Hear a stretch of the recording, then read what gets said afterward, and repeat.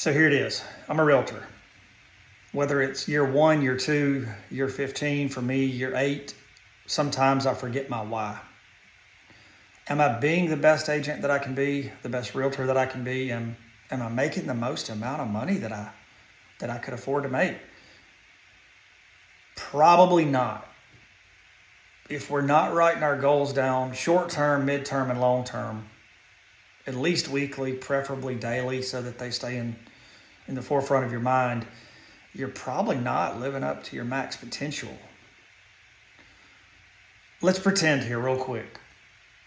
My goal in 2025 is to make 50% more than I made in 2024.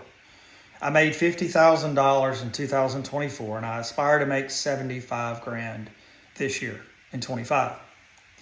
I think, first of all, how many of the people in my circle ever get a 50% pay raise or are blessed to be in a profession where they can go get a 50% pay raise?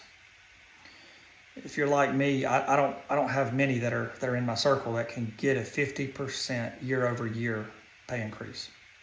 We can. Using those same numbers, 50,000 in earned income in 2024 means I probably sold about $2 million.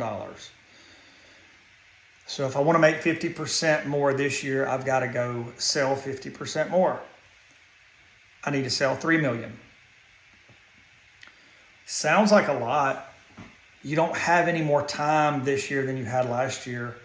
But really, if we break down, especially those long-term goals into bite-sized pieces, I think then they become manageable. So let's do it. Want to?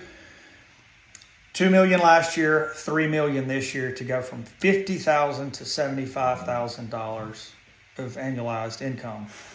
What does that mean? It means I got to get on the phone. I got to reach out to people. I got to contact people, whatever. I've got to put myself out there in front of my friends, my coworkers, my church folks. They have to know that I'm an agent, a realtor that has their back. And let's just say my close rate's 2.5%. I'm going to make 40 phone calls over any weekly period of time, 40 appointments, 40 contacts, whatever it may be. If my close rate is 2.5%, I will get one client from every block of 40 phone calls that I make. I'll get one client. And if I get that client, 1 out of 40, only 1 out of 40,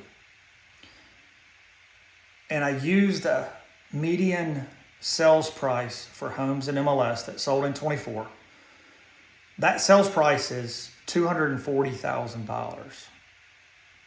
So to get me from my $2 million to $3 million mark, all I've got to do is sell 4 more homes this year to get a 50% pay increase.